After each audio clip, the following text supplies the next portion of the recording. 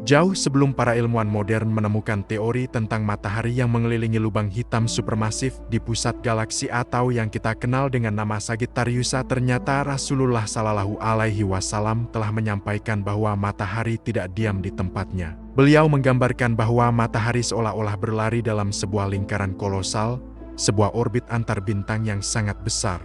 Disebutkan pula bahwa dalam perjalanannya, matahari akan mengalami dua periode di mana posisinya berada tepat di bawah poros Arsy. Saat sabda itu disampaikan, matahari telah pernah satu kali berada di bawah Arsy. Dan jika suatu saat nanti ia kembali pada posisi itu, maka pada saat itulah, matahari akan terbit dari arah barat. Dalam Sahih Muslim nomor 229, dijelaskan bahwa pergerakan matahari yang kita saksikan setiap hari diibaratkan seperti perjalanan seseorang yang sedang bepergian jauh dari rumah. Maka kelak, ketika sudah tiba waktunya matahari terbit dari barat, arah tersebut menjadi penanda bahwa matahari telah sampai di tempat pulangnya.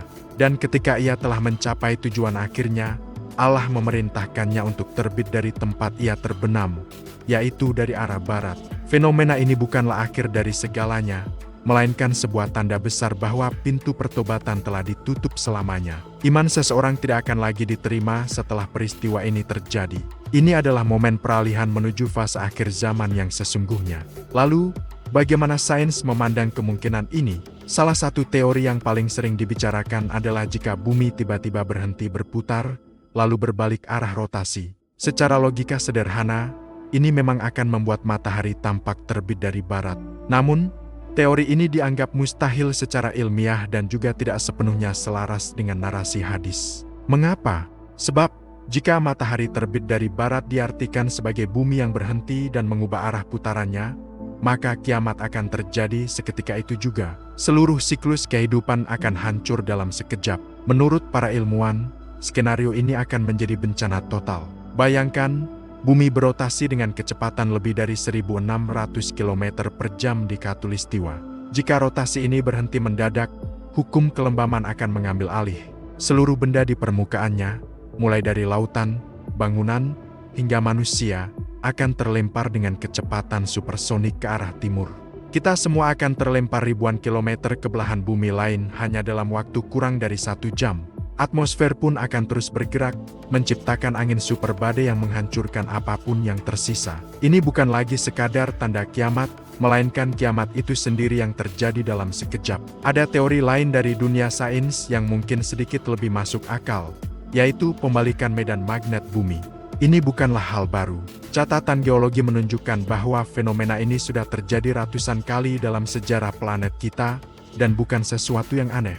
Perubahan medan magnet terakhir kali tercatat terjadi sekitar 790.000 tahun yang lalu.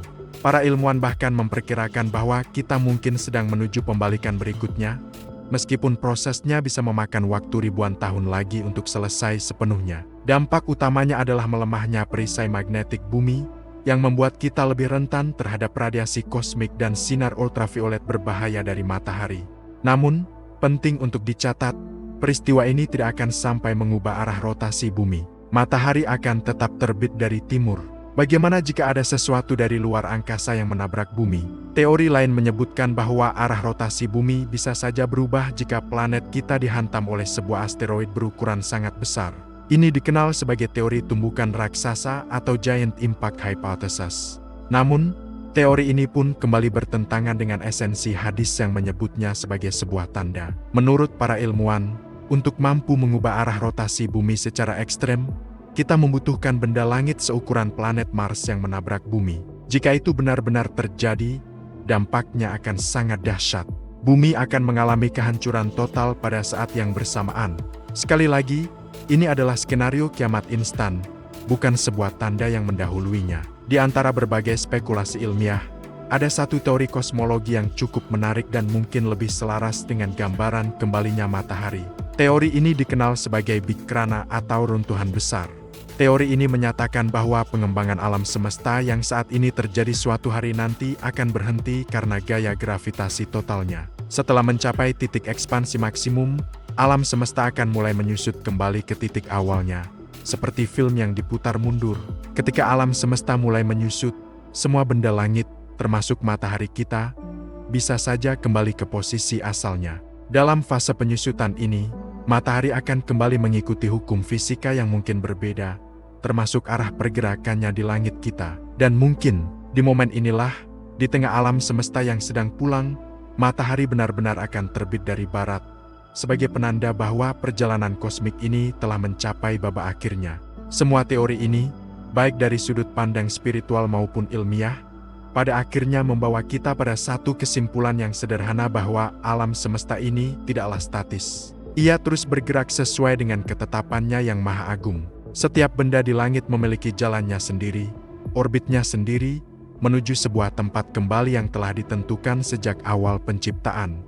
Entah melalui pembalikan kosmik atau perintah ilahi yang melampaui pemahaman fisika kita, janji tentang matahari yang terbit dari barat tetap menjadi misteri besar yang mengingatkan kita akan keteraturan dan tujuan akhir dari segala sesuatu. Terima kasih sudah menyimak sampai akhir. Apa pendapatmu tentang semua teori ini? Tulis di kolom komentar, ya. Jangan lupa untuk subscribe agar kita bisa terus menjelajahi misteri alam semesta bersama-sama. Sampai jumpa di video berikutnya.